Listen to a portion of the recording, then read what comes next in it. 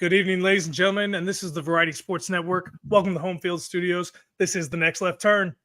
I'm your host, Josh, as always, and Aaron's with me tonight. Thank God you're back, Aaron. Last week was a little rough with the technical side of things, so I'm glad you're here to buy me a little time in the transition points.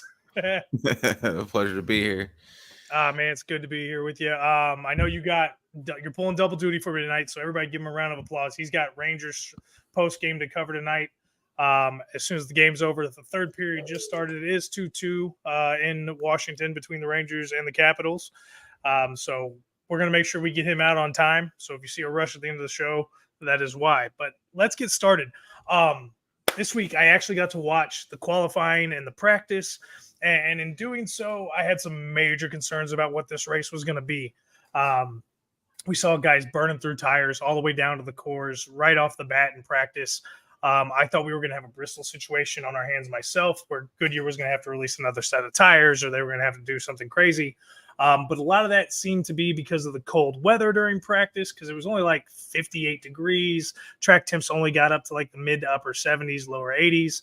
And that was a big change to today, because temps were up a little bit higher. I think it was 75, 80 degrees in the air, and track temps were around 115. So the track really was able to build up that rubber, as we saw throughout the race. But that was one thing that I was really concerned about going into this race, that it didn't matter about the qualifying order, what was going to happen, and the race was going to look completely different than practice did, because in practice you had guys up there turning fast laps that don't normally do. You saw a lot of the veterans not struggling, but not killing it like they normally would in practice. So Kyle Larson was one of the guys. He didn't qualify very well, but he said that through practice, he felt like they had a very good car with a race setup. And that obviously proved to be so. Even starting back at like 29th, he worked his way through the field by the end of the first stage. But that's kind of the pre-race there we were at. We did run the aero package with the diffusers and the spoilers that we ran at the intermediate tracks, or it was actually the package they ran at Bristol, which I was not aware they were using the same package. I thought it was going to be different. But let's get into it. It was a big race, the Monster Mile, Dover, Delaware. This is the one race we get to come to out at this track this year. Kyle Busch and Ryan Blaney were on the front row, so Ford looked like it was going to have a chance this week. I emphasize looked like, because it was back to the Hendricks and Joe Gibbs team's race this week, kind of the theme we've seen all season. But it was a good race. It was a good, clean race. Not as much excitement, not as many wrecks as I thought we were going to have. The Monster Mile seemed to be somewhat tame to me. Would you agree with that, Aaron? Yeah, I mean, I think the only major wreck that happened, and I was trying to figure it out, but I think it was AJ Allmendinger. But that's like near the end, like after stage 2. But yeah, I thought it was pretty decent. I was surprised with the tires. That I believe it was. I couldn't see the first. Was it an accident with was it car 31? It was Gilliland's car 38. He was driving the A&W car this week. I couldn't see that one. So was that a tire issue, or did he just kind of hit into a driver? Well, I got a clip of that, so we're going to get to watch it. And to me, it looked more like it was an aerodynamics thing. And we're going to talk a lot about the aerodynamics this week, because that was a lot of the talk after the race. And that occurred on lap 40. So let's get rolling real quick. Green flag drops. Kyle Busch and Blaney are on the start. Busch clears him coming out of 2. Blaney holds off Reddick, so they kind of line up and start the good, clean racing. But early in the race, Ryan Preece had some trouble. He had smoke in his cockpit. Nobody kind of really knew what was going on.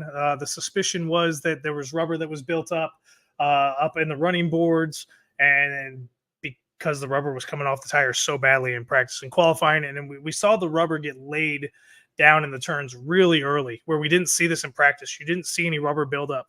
But it was cool. It was something I was paying attention to for this race. And as the cars were coming through the turns, they were laying rubber from like lap 3 on. You started seeing the track turn color. And I mean, the track was completely clean. The concrete was white, as white as concrete can be, gray, whatever you want to call it.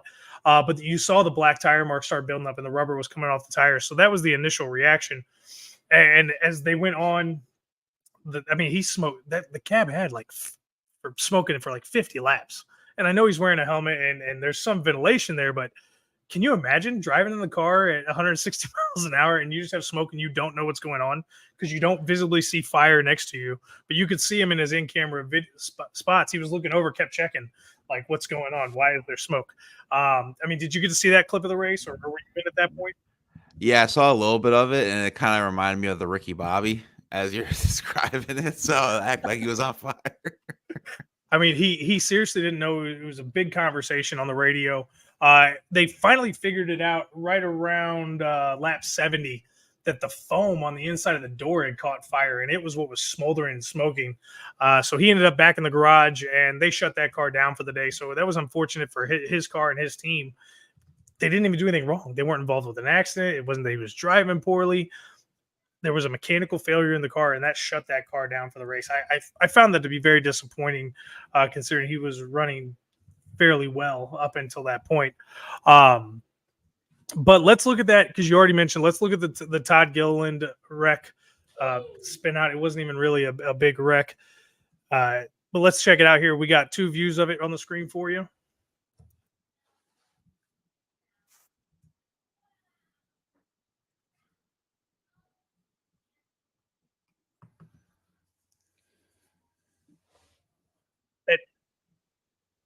You don't see the right rear tire go down at all, and it really just looks like he lost control, got a little too loose, or maybe even a little tight, and that's what happened. I mean, I didn't see the right rear tire go down. Obviously, we can't see the left sides, we can't see the front, but he was running right there with Austin Dillon. That's what to me made me feel like it was more of a aerodynamic issue, like almost like he just lost it off the front spoiler. I mean, would you agree, disagree? What do you think about that accident? I mean, he saved it.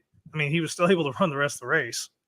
Yeah, no, that's why when I saw because they were taking him out on the tow trucks, I was like, oh wow, was it really that bad? And then when I saw the replay, I was like, okay, yeah, definitely, just kind of what you're talking about, the aerodynamics, kind of wrong place, wrong time with the way it went. So I mean, I think they just got close, and that's the thing with these cars. This next gen car, Gen 7, I think it is, the Gen 7 car. A lot of this car has to come down with aerodynamics, and that's been a lot of the complaints so far in the year. How it's taken away some of the driving abilities with the cars on the short tracks and the intermediate tracks, the inability to pass if you're not, or if you get the clean air blocked. Obviously, that came up at the end of this race between Hamlin and Larson. But I feel like that's a lot of what's going on at these tracks that aren't the super speedways. It comes down to the aerodynamics.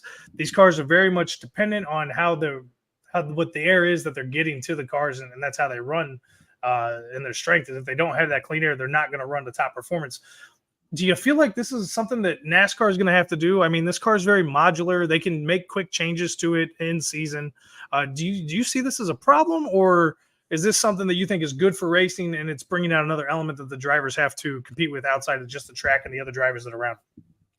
I would say it brings another like element just because so used to like the big bulks of the cars, and with this one they're trying to improve the cars. I think the last like 5 or 6 years, and it makes it a little bit more difficult for the drivers. And I feel like once they kind of get a handle of it, it makes them easier to win races. And also too because I keep saying like that NASCAR drivers can race in like F1 and all that. So try to prove me right here, fellas. But no, I kind of like how the dynamics are going with the new cars and stuff like that. It definitely looks like it's like a little bit lighter. But we saw it too in Texas with Chase Elliott. He was saying he was having a hard time with these new cars the last like 2 seasons, and then he finally won. Now he's starting to pick it up the last I think 3 races. Yeah, he definitely seems to be getting more comfortable. I know that was his his chief complaint last year was the car. He didn't like the car. And we hear it every week in qualifying and after practice. The guys don't know what the car is going to do.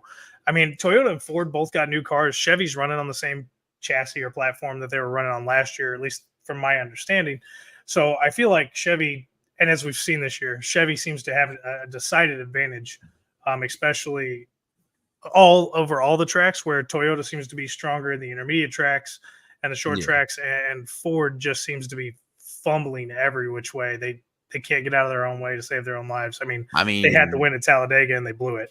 I mean, Ryan Blaney's like their only savior in the Ford car. Yeah, he's really it. And I'm a Penske guy, so I try not to talk about Penske too much when I'm out here.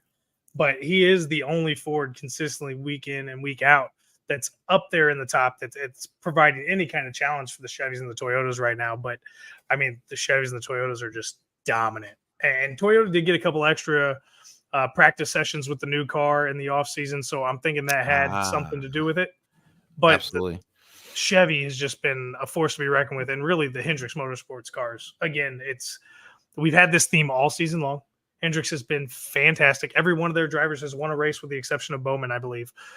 Byron's won 3, Larson's won 1. Elliott's got a win now. So yeah, I think Bowman's the only one who hasn't gotten a win. But I mean, it's just insane. Denny Hamlin gets his 3rd win of the season today, so he ties Byron for most wins this season. And I'm jumping ahead. I'm sorry, guys. If you didn't watch, and you're good. I was gonna say Andy has a 54 career so far, which is tied for 12th with, of course, a Petty, but it's Lee Petty. Yeah, Lee Petty. This was.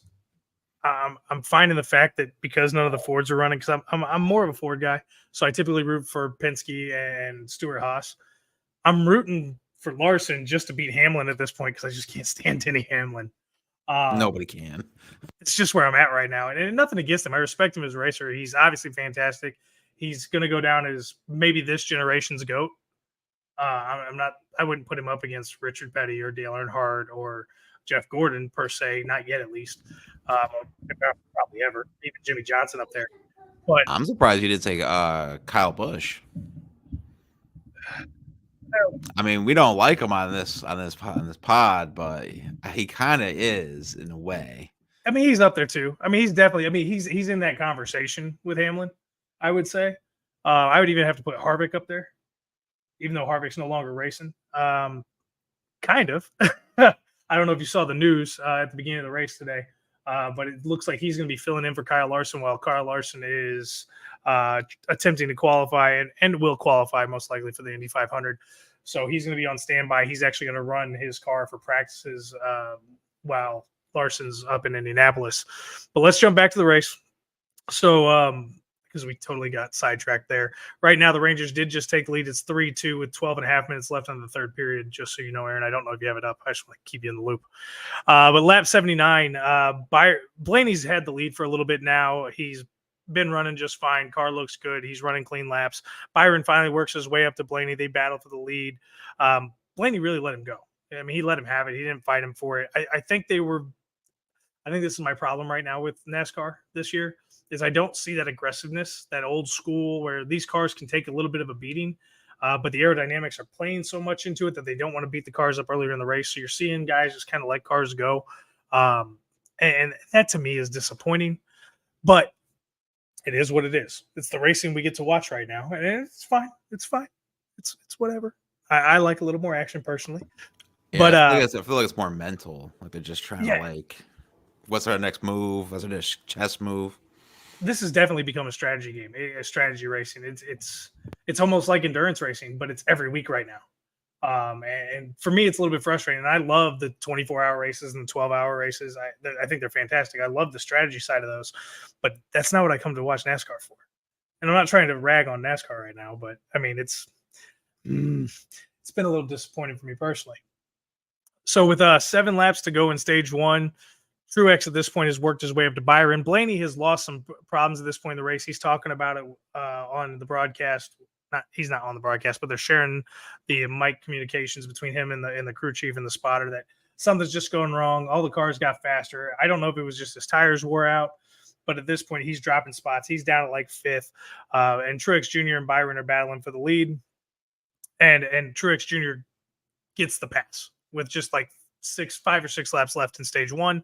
But right as stage 1's about to end, Brad Keselowski loses it and goes for a little bit of a spin. And that one to me looked more like it was a tire issue. What did you think when he spun out? Well, I wasn't sure what happened because all I saw was that he just spun, and then when they showed it, it was definitely his back tire was just ripped up to shred, and you could see the piece on the track. And then I think it was either the front or another one of his back tires, and the same thing, but it wasn't as bad as I think it was his left tire, but it was still pretty bad. I was like, oh dang, so we're gonna have one of those races like we just talked about a few weeks ago, where everything was just getting all ripped up and they were trying to replace the tires and stuff like that. So I was like, oh boy, but that's what you get when you're at Jack Roush Racing, which is why I put in the bottom Greg Biffle should have left Roush. Well, I mean, Harvick and Biffle were actually talking about this on the broadcast, and Harvick said that he thought he could hear the tire going down. Yeah, I heard So that too. when they watched the replay, that right rear tire was still inflated when he went around. So I'm kind of wondering if it was the inside just lost all the rubber off it and he got down to the cords, and then as he spun out, that's when the tires went flat. I wasn't really sure. I listened to it a couple times on replay. I'm not a car aficionado. I don't know what that sounds like, so I'm taking the professional's word for it. But definitely the tire wasn't down in the replay. I guess it could have been the inside treads, but he said it sounded like the tire was giving away. So at the end, and that was the end of stage one, because at that point there's 2 laps left and they're gone to caution. So Truex won the stage. Byron came in second. Reddick was in third. Another strong performance from Reddick today. I don't remember who got fourth. Denny Hamlin worked his way up to fifth at this point. Kyle Larson was in sixth. I'm surprised your boy Ryan Blaney was fourth, the only Ford. Oh, he was. You're right. Blaney was in fourth, because I thought he had dropped out. Yeah, he was in fourth. Thank you for correcting me on that. Busch was in seventh. Bowman was in eighth, and Chase Elliott ninth, and AJ Allmendinger was up in 10th. So he had a good showing for the first stage of the race, got himself some points. So we went through some, obviously, pit road now. It's gas up, get tires, because your tires are beat to all, And green flags drops for stage 2. It's Truex Jr. and Byron. They start up front. Truex Jr. wins the battle right out front and takes off out of turn 2. And this stage is, again, like most of the other stage 2s we've had this season, very calm. The pace slowed down. They were playing, like we were talking about, they were playing the strategy game. And it wasn't for fuel this time. It was for tires.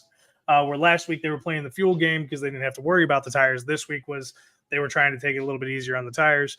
And so the racing got a little less competitive, and guys were much more content with where they were at as long as they were getting some clean air. Did you enjoy the second stage of the race without a lot going on? Yes, because I'm racing back and forth. Yes, because I've been getting kind of tired of seeing like 10 cautions in the second stage, so I was a little bit smoother. And then I thought Truex was going to take it because he does very well at Dover, and he was just kind of cruising by, and I was like, all right, cool. Now I don't know if this happened in the second stage for one of the pits, but it was when Corey Heim got hit in the old Richard Petty car. I was like, oh, come on. And what's cool about him, I think it's his first start at Dover. And some notables I saw was Kurt Busch. Was it Ross Chastain was one of them? I think Ross Chastain was one of them. Matt Kenseth and Bobby Labonte. It's like I knew Kenseth's first start was at Dover. Yeah, I didn't know about Chastain. I didn't know about Chastain though. I don't know why I didn't know about that. I don't know about Chastain. I thought he was at Richmond or something was his first start. But yeah. Again, getting back into NASCAR, I don't remember. I'm going off things I've heard. But yeah, Byron had a bad stop in there. Yes, Corey Heim got tagged by. Well, I don't know if it was Reddick. Yeah, that's right. Reddick got a little bit on his side. They just kind of tipped, and not major damage, but a little bit enough. Just a little bit to cause concern. It really didn't affect Reddick too much as the race went on. What do you think about that though at Dover? That's so tight in that pit. Because I think at one point they tried to do like a 3 wide, and it just wasn't going to work out. That was later in the race, and that was Hamlin, Larson, and Bowman. Yeah, and there was a little bit of conflict between Bowman and Larson because, they ended up tagging up. Bowman had to pull out. Bowman's spotter went up and talked to Larson's spotter. There was obviously a little bit of disagreement on how that was supposed to go down, and Hamlin beat him out the pits. But that was later in stage 3. But yeah, I like the tight pit roads. I think it makes things a little bit more interesting. Obviously, it can cause more problems that are unforeseen or unexpected. But to me, it makes things more interesting, especially for green flag stops. I mean, for caution stops, it doesn't really matter. But for green flag, it definitely makes things more interesting when you got the cycle going through. Corey LaJoie, though, at this point, stayed out forever. He was playing the strategy game. Well, yeah, what did you think about that? Because it really didn't make any sense because everyone else, obviously, we got the tires, fuel, all that. He was 86 laps deep without changing tires or anything like that. And then he finally pits, and then he goes down a lap. So it was like, what kind of strategy was that? Oh, he was playing the strategy game, betting on the fact that there was going to be a caution that was going to come out, and he was going to pick up all that track position. Yeah. Which another driver used it later in the race to his advantage, It just didn't work out. He took a risk. His team took a gamble. I mean, they haven't won a race. They haven't won a stage. They need the points. So why not go out there and take a risk? I mean, you still got time in the season. If it works out for him this way and he gets a stage win or he gets a win in the race, I mean, he's into the playoffs.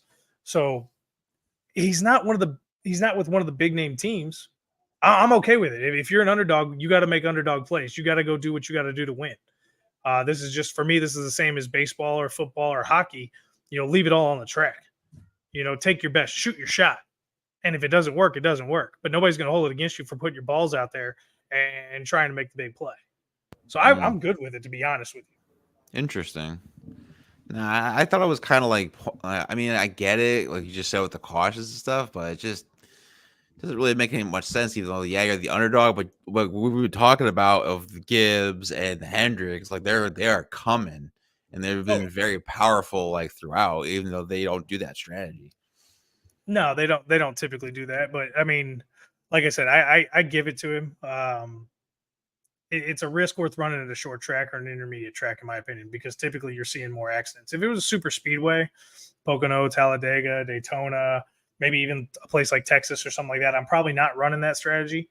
But Corey LaJoie is well known, and his team is well known for doing things a little bit different than what everybody else is doing and taking those risks. And I'm not gonna call it an unnecessary risk, but maybe a more high profile risk, I guess you could say.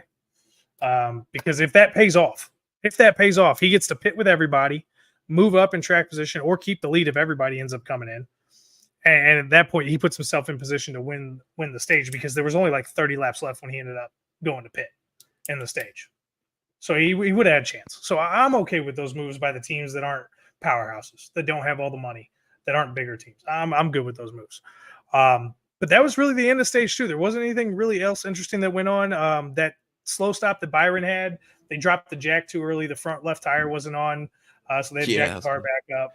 Did Christopher Bell did the same thing, right? Yeah. It's another, same time, I think. And then you saw the front tire changer trying to pull the car up, and then they finally got the jack back underneath. Like, dude, you're not picking up a 3,600-pound car. I don't care how strong you are. And if you noticed when they do these interviews during the races with the pit crews, how many of them are former football players? Yes, I was just about to say that, because Clint Boyer, they asked if he was part of the 405 club. It's like, no, I don't think I could be like 120. At best. He might be able to bench his weight. Hell, I can't bench my weight. I'm not gonna lie, I'm too heavy anymore. But it's stage 2. Kyle Larson ends up getting the win, because when LaJoie hits the pits, Larson takes over and just cruises to a stage 2 victory. His car was working today, man. He was moving through traffic, no problem. He was finding clean air. I really thought Larson was going to win this one, barring an accident or something going wrong on pit road. But Larson gets the win in stage 2. Bowman comes in second. Hamlin in third. There he is again. Denny Hamlin staying in there. Martin Truex in fourth. Chase Elliott in fifth. Kyle Busch ends up in 6th. Tyler Reddick, again, 7th. Blaney's in 8th. Ricky Stenhouse Jr. had a really, really good day going for him. Gets 9th. Bubba Wallace, again, sneaking up there in the top 10 for another set of stage points. I mean, the dude is really evolving as a racer. Yeah. He's not just that punk anymore who's just trying to make it. He is thoroughly evolving as a racer. He had a cool car today, too. The Air Force car, and they had the A10, the big teeth on the front, the Fighting Tiger, I think is what they call that paint scheme. It's a really cool looking car. So I mean he's developing. He is developing, and he will probably be a champion at some point in his career as long as he sticks with it. I mean, he's got the money behind him with Michael Jordan and Denny Hamlin being his owners. So. Yeah, exactly. And shout out to me. I must have did this on purpose. I was calling out Toyotas in the last like 3-4 races. They've been in top 10s the last few stages. Toyota's racking it right now, man. They got with Joe Gibbs and what Denny Hamlin can give back to 2311 from the Joe Gibbs racing team. And again, I'm not saying he's giving them technology, but he's probably taking knowledge and information and sharing it with his team. I mean, I would. I want my team to do well, even if I'm competing against them, because I'm racing for somebody else. I'm going to share what I can to make sure that they're competitive, especially if it's not illegal. Right. Yeah. I mean, why not? Why not? So we get into it, and we get into stage 3, and then things get interesting in stage 3, more interesting in stage 3 at least. So Larson comes down to pit lane, and Hamlin. I mean, Larson leads everybody down to pit lane, obviously, but Hamlin ends up getting out first, and he's at it again. And this guy is historically so good at this track, and he's such a good competitor, and he's a pain in the rear, but because he knows it, and now he's talking like he knows it, and he's an arrogant guy, and he's becoming the heel that NASCAR needs for the drama. So thank you, Denny Hamlin, for putting on that cowl and wearing that cape and being the bad guy that NASCAR needs, because Kyle Busch ain't doing it anymore. Nah, he's good now. He has his rowdy energy drinks. He's good. Yeah, he's just chilling. So green flag drops for stage 3. Hamlin takes Larson right off the bat. He had a great jump from the inside lane. Larson takes second, but on this restart, Truex Jr. ends up rear-ending Bowman and puts some damage in the front of his car. I got a little bit of a clip of video to show you on that here. Let me pull this up on the screen for everybody, and let's just listen to the commentators as they tell us what exactly this could mean.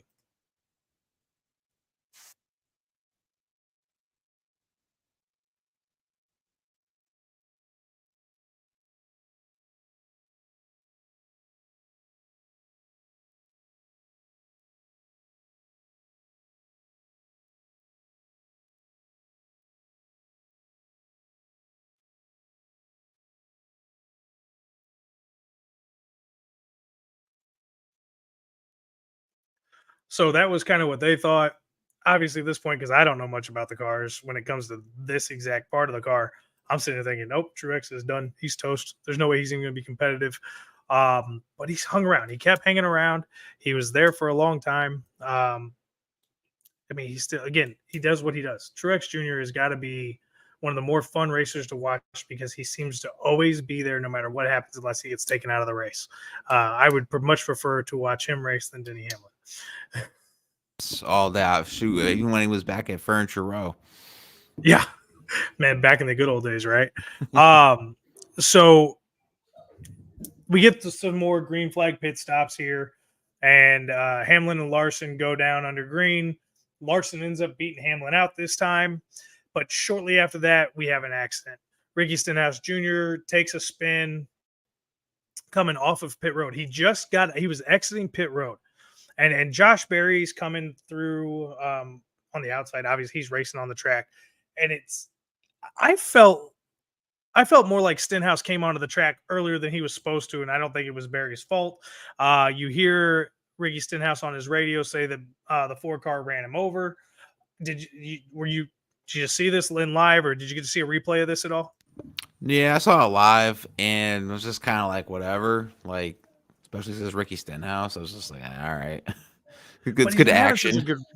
He's been racing so much better, and he had such a good race today. I was really hoping he was going to be out there to finish. But let me get the video up on this one and show you guys this clip here, and we'll check this one out.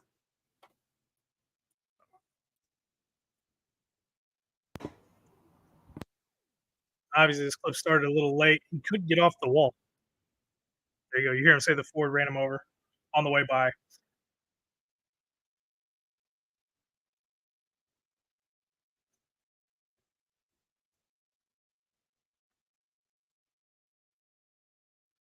Here it comes.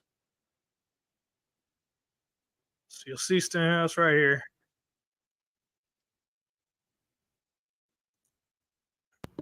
Yeah, that's why when I saw it, I was just like, it's just good action because it's like kind of just like he pushed him, but it wasn't anything like super crazy. Yeah, I didn't think it was that bad. I think the spotter overreacted a little bit. Barry, to me, had the right of way. Yeah, exactly. I was curious what you would think if we'd be on the same page there. And then it's not long after that we get the cautions. Some guys head to the pits. Hemrick was at. This is where I was talking about. Hemrick took that strategy that LaJoy did in stage 2, and he was out there for like almost 80 laps again. But this time it works out for him. The caution comes out. Hemrick gets to hit the pits. Larson, because of the cycling of how everything was at, Larson cycles to the lead of the race at this point. But when they restart, Hemrick is like in 5th or 6th place. So it worked to his advantage because he got to cycle all the way back through. It's not like 2 laps into the restart and we get another accident. And this one's a little bit bigger. I've got two different clips of this one. I'm going to give you the big wide view picture first, and then I'm going to give you the in-car picture second. It's definitely the biggest accident of the day because you actually get cars piled up. Unfortunately, Christopher Bell's collecting this again. Bubba Wallace gets collected. But let's take a look. You guys can hear the audio right here. As soon as I get the audio up.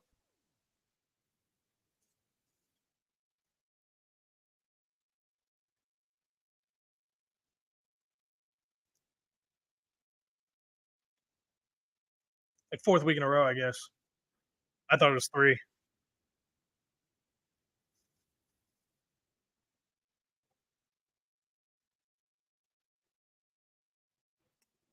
So that was unfortunate, but I have the in-car camera on this as well. I want to give you guys, and this is Bubba Wallace and Zane Smith, so you get to see it from their point of view.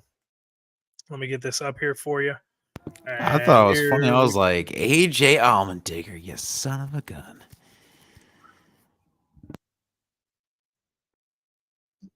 So Zane obviously gets into Bubba a little bit, turns Bubba sideways. Bubba comes down, collects Christopher Bell, and then collects William Byron.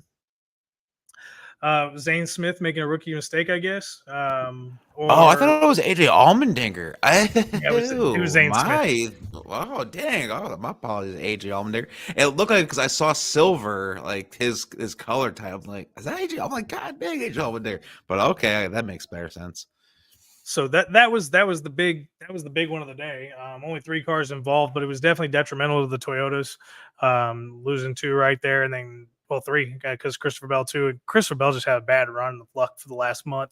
He had such a strong start to the season. I thought maybe this was going to be his year to climb up and become one of the elite racers in NASCAR, and you can't put bad luck against the driver. But it is what it is. I mean, it's unfortunate because, like I said, he had such a strong start to the season. We'll see how he rebounds. We get the All Star race coming up in a couple weeks, and you get the second half of the regular season. So, do you think Christopher Bell comes back, or do you think that his bad luck follows him the rest of the season? I mean, that dude literally just eats, breathes, and does whatever NASCAR. So I think he'll be fine. He's just having a rough patch, rough stretch. It's really only the beginning of the season. I think where is he in the standings? He shouldn't be too far in the standings. I don't have He the standings up is and well. ready He's yet. he's 17th right now, so it's not too bad. So I He's think outside the playoffs. yeah for right now, but it's still very early, so I think he'll be fine. Okay, all right. Well, that's good to know. You still have faith in the young man. I think he's a good racer, but we'll see what happens. I think with the team he's with, I think he clearly has a good shot to still make out the second half of the season in a great fashion and really pick it up and be a contender at the end of the year. So after we get those two back-to-back accidents cleared up, there's only like 30 laps left in the race, and Hamlin's up front in front of Larson, and it's just under a second and a half difference in the race. And they're at this point they're cutting through, they're working their way through lap traffic, and they're coming up to Chevys, they're coming to Toyotas, and at this point, are the Chevys that they're coming up to, are they going to play defense for Larson and help Larson catch up and close the gap even more? Are they just going to move out the way? And that seemed to be what happened. I never really saw anybody try to block Hamlin or give him dirty air. He kept moving around cars and making way. They didn't hold Larson either, which is good for racing, but it it was kind of anticlimactic there going into it because they weren't close enough to each other to be rubbing, and at this track, rubbing's racing. I want to see some contact. I want to see some paint getting traded. I want to see cars sliding up in the wall and recovering.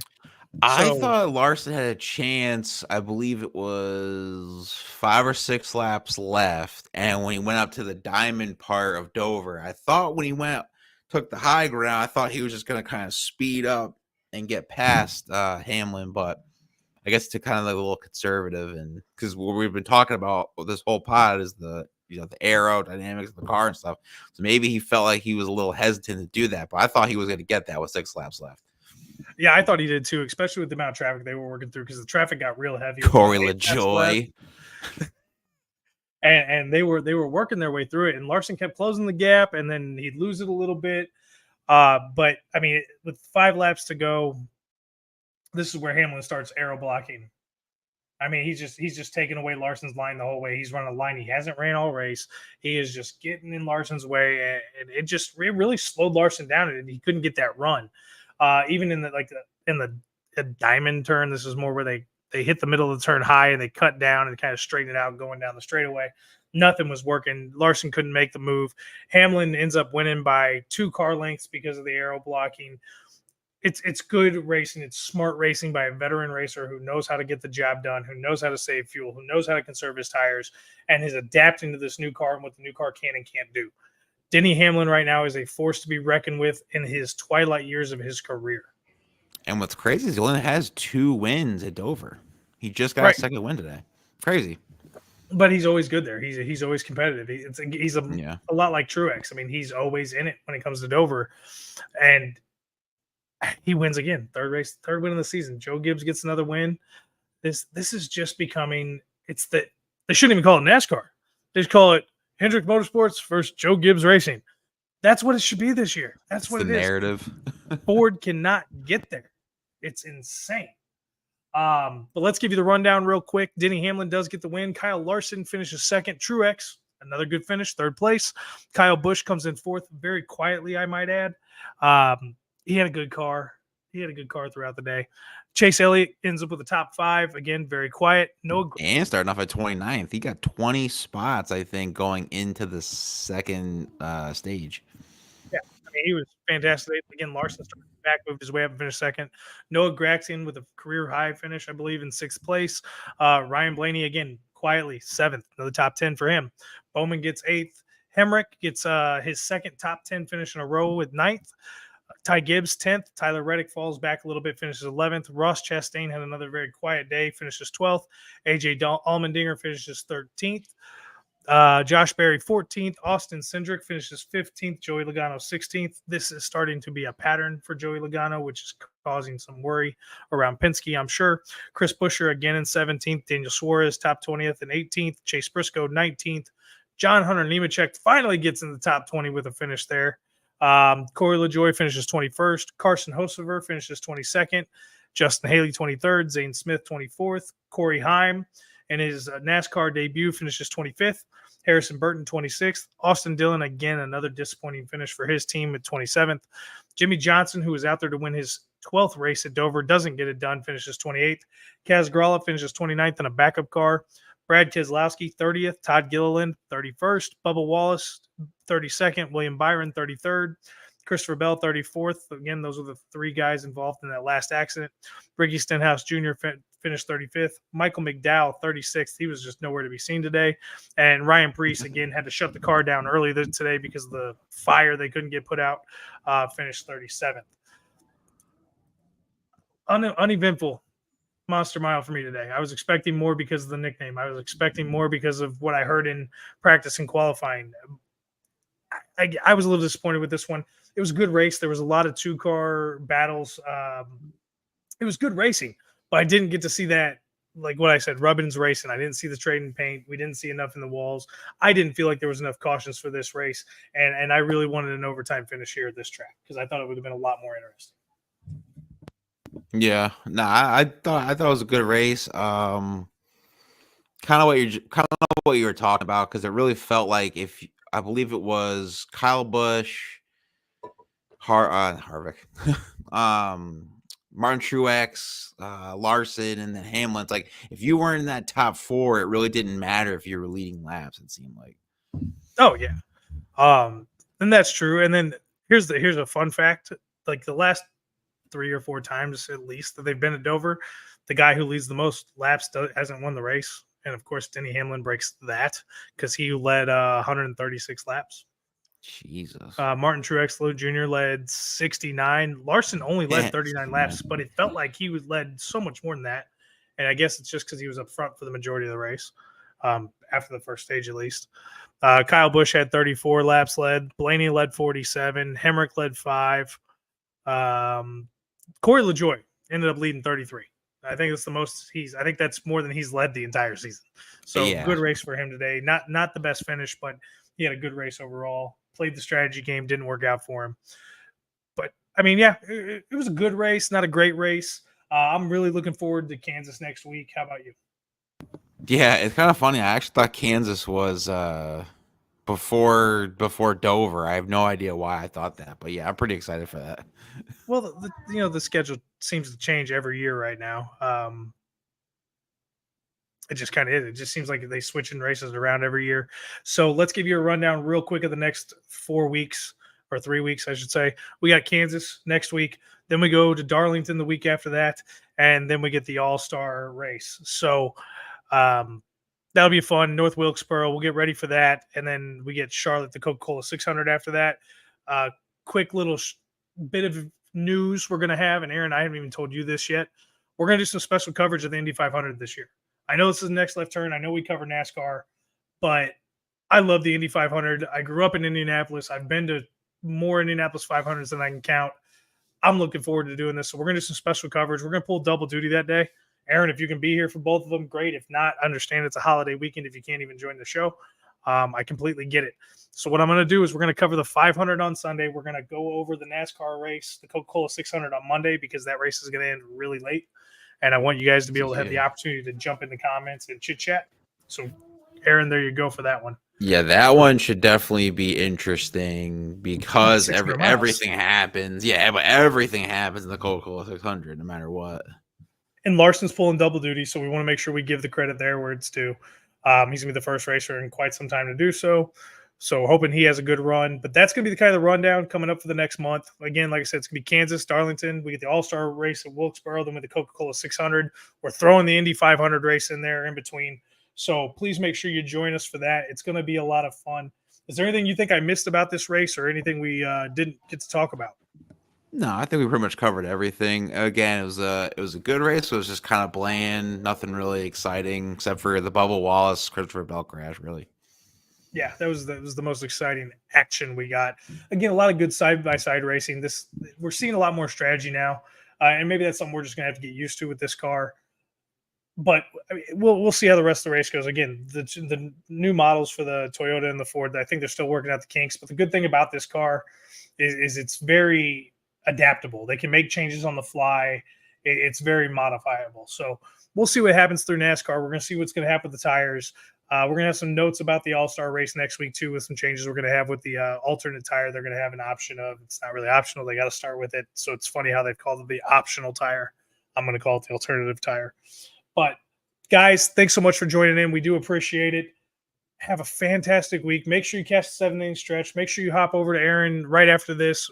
Aaron, what's going on for you guys? Just doing a post-game recap or I was doing a post-series recap? And, post-game, and probably going to talk a little Canes because we know it's going to be Rangers Hurricanes next round. So make sure you hop on and check Aaron out and the boys for the Rangers coverage. We got 7th-inning stretch on Wednesday this week. 3-1-4 is going to be on Wednesday. The double-double is going to be on Saturday. And then I will be back next Sunday. Aaron, will you be able to make it back next Sunday with me? Should be good. He should be here. You guys need to message him on X, message him on Facebook, tell him make sure he's here next week for the next left turn. We appreciate you so much. Y'all have a fantastic week. Take care, guys.